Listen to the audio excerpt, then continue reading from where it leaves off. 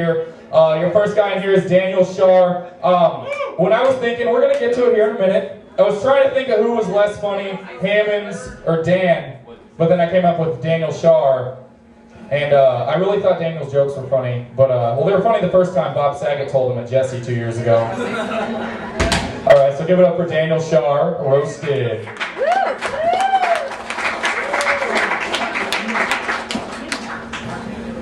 I've always wanted to be a part of the roast, so this is very exciting for me. Kyle put this whole thing together. I really appreciate it, man. Love what you do with your comedy. I just wish your routines were as tight as your shirts usually are. Not tonight.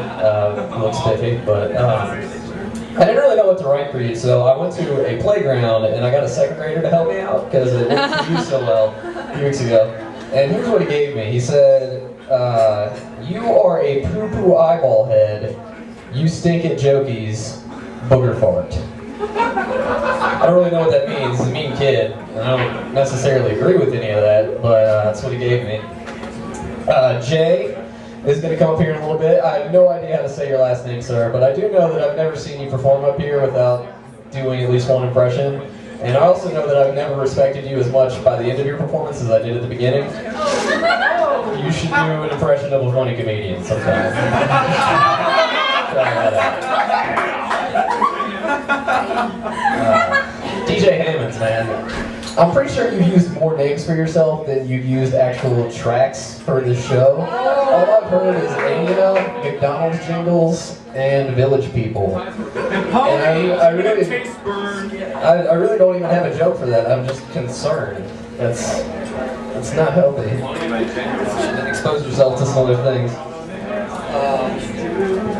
Real quick, I just want to say last week I was trying to make Sal laugh, and I did so accidentally, and I felt like a big jackass. I didn't even get a full joke out. So real quick, just an effort to try to redeem myself, I just want to say that Sal to me is Weird Al Yankovic if he discovered methamphetamine. Which is fitting because a lot of people in Colombia wouldn't be caught dead giving Sal business. So, sort of a similar locality.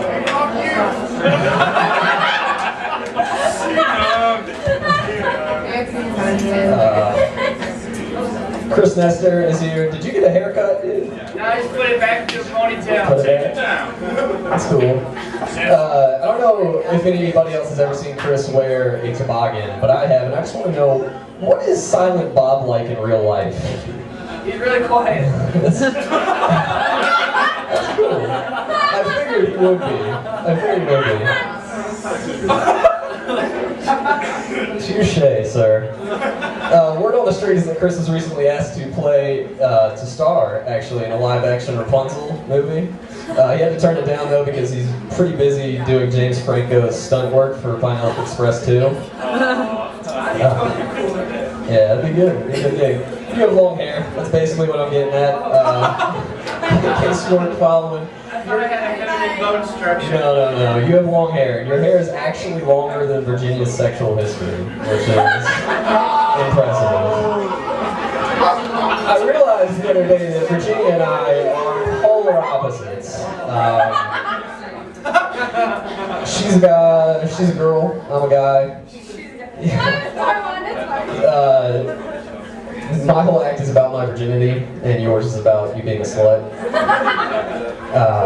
I'm very ashamed of a lot of the things that I say on stage, and you have no shame. Sometimes I get laughs, and you don't.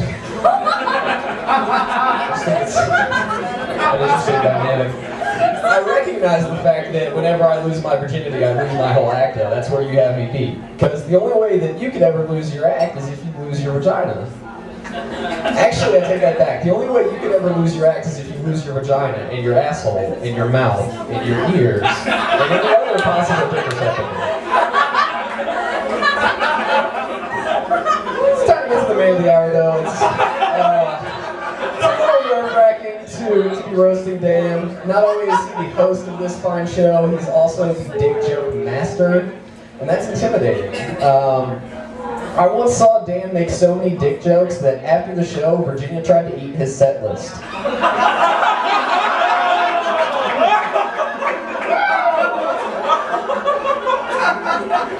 She was unsuccessful, but the effort wasn't totally a waste because Dan told me that he used the wet paper to masturbate with later.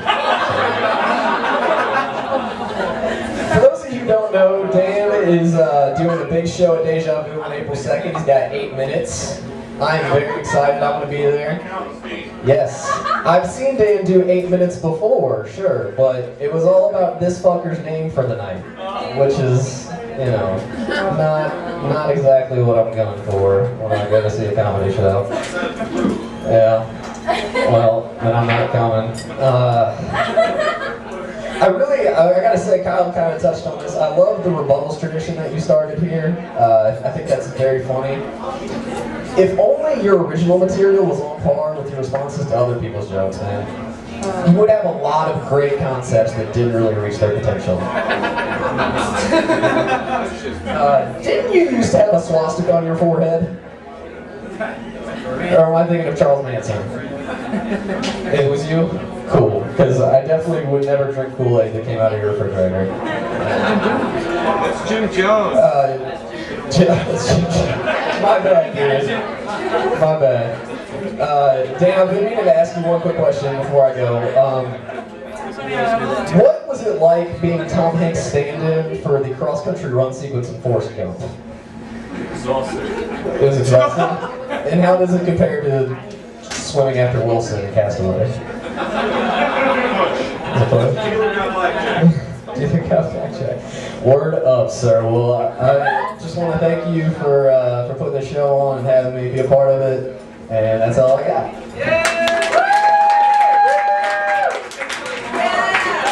Let's keep it going for Daniel Shar! Sorry, to get the mic up a couple feet.